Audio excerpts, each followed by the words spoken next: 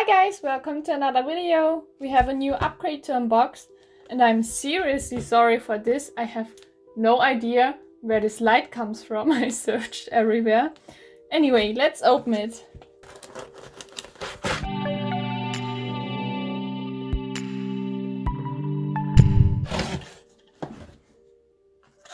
The first thing I see is Craftmaster. That looks like something else. I thought graphite or charcoal, but thankfully not.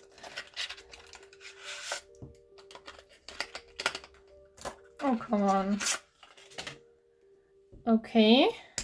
These are not fine, but liners. Yeah, that's a fine liner.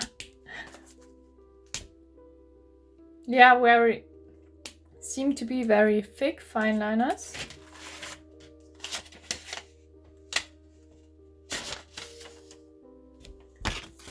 Oops. Okay, as always I throw them around. That seems like very fitting for the season. There are a lot of beads outside.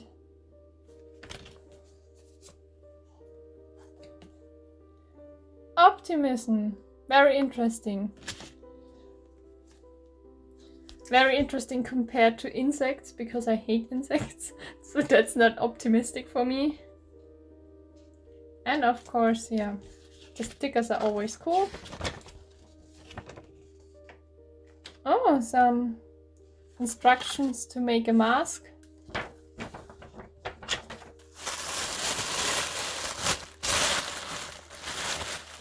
I know what this is. I know what this is.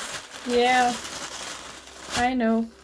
So, as far as I realize, what you do is you cut a pattern in here by like scraping it off or something like that. My cousin does this, so I know it from him. And then you take some color, you rub it on there, and then you can print. Woo! And then you can print some fabric. And there are these are the scrapers, so to scrape something off. I do have no clue what that is though. Like, seriously. Oh, okay, seems to be another thing to do this. Okay, and that's for the mask. Alright, that's honestly a very cool idea, I need to say, because we all need some masks right now, and no, I'm just very proud of them. That's really cool. They are not as elastic as I hoped, but I am out of elastics too. So what I did was basically I now do bands, but just without any elastic. So that's the print.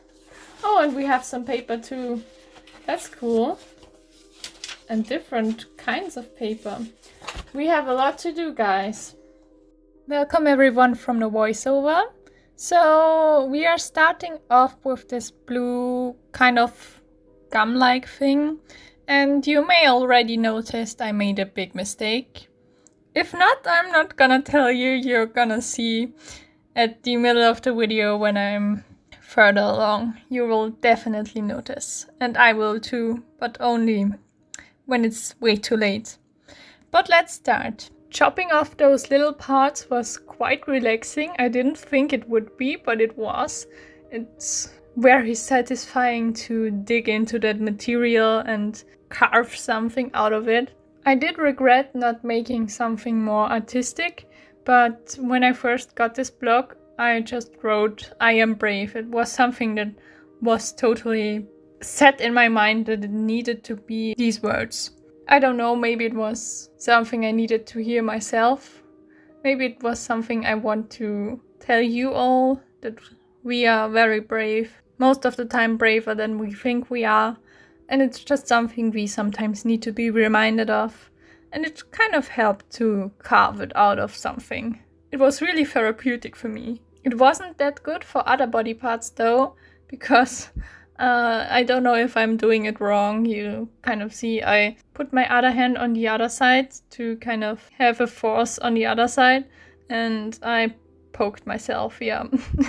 It bleeded a little and I had it on video, but then I thought, no, I better not show you and scare you away. Maybe some of you don't like blood. So I saved you guys from that experience. It's less dangerous than felting with a needle though. I only poked myself once. With felting I poked myself I think 100 times. But anyway, I think this box kind of shows why I subscribe to art boxes, because I never tried this kind of medium before. I never tried this technique before. I just heard of it. And now I got the experience of trying it out without needing to research what are the best materials, what do I need, searching for starters kits and then buying the most horrible stuff. I just had everything I needed in one box. And that's what I just think is the cool thing about art boxes. And I think I will try it again because I had some other ideas and I think it would be cool to create them one day. But now let's move on to my mistake. Maybe you all have figured it out by now, but when you print something, then you turn it around and push it on the paper. So, like when looking in the mirror, the thing will be the other way around. And I forgot that. And then I turned it around, and while lifting it up, I was like, oh yeah, exactly. And that's why I decided to write something underneath the I am brave that is now a verb my. Yeah, I hope you can laugh with me. I left it in there in the video because I just thought maybe it's funny for you too. But moving on to my second attempt. Thankfully, I had a second attempt. But to be honest, I now have the I am brave just sitting in my room, and it's also cool to look at the block that I carved out. It has something too. But the second project I learned from the first one, and I decided to make it more artsy, but not as artsy as I would have liked looking back at it, and I could have made some more things. But I wanted to put it on a mask, so that's why I decided to write something down there too, and I wrote "Protect the Weak", because that's something we sometimes forget, and that's what we all do this for. And it's just something that we humans, I think, should generally do, because we all have some moments where we feel weak. And we all would like to have help then. Yeah, that's that. I made some flowers, and I made flowers that have a little hole in the middle, and I regretted that decision the moment I started carving, because I think it took me a good 10-20 minutes to make them all as good as I like them to.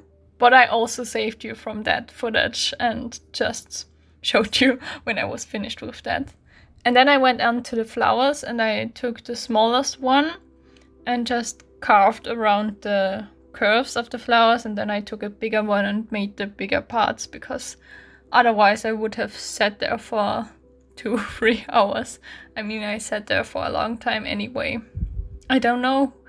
Looking back at the footage, I think it was 2 hours. But I wanted it to look beautiful, so I took my time. What I only figured out while creating this one was that I decided to make very little part appearing. And the bad part about this is that the big parts where nothing is just kind of bend. And when you roll over with the paint, then since there aren't many other pieces, just kind of accidentally hit some of the parts where nothing is. And when they bend while you print, then you accidentally print that paint onto the paper. And that's something I regret looking back, but I mean, it's my second attempt at a completely new technique. And I think it looks kind of cool with those lines too, like it was meant. I'm just not telling anyone, and you won't either, right? Shh. But if I decide to do this technique again, I will definitely create something that is bigger, so I don't have to use the small one that often, and I will create something that is more centered and takes over more of the whole thing. But yeah, then I printed it on a paper and on a mask. I started with the mask. I printed it on the red fabric and then I started sewing. And I didn't use the manual that they gave us because I was missing those cotton stripes. I don't know if I should have cut them out before. But anyway, I'm not so good with manuals. I kind of go my own way, and since I made my own masks, I just knew how to do it. But it turned out way too small, but since the paint wasn't water resistant anyway, it's just a decorative mask for me now. I think it looks kind of cute. And with the paper, I just printed it on there and then I drew some more flowers around it so it looked more crowded, because as I realized then it was not as much happening as I would have liked to. But yeah, that's my upgrade art for the month of April. I hope you liked the video. And yeah, we will see each other next week. Bye!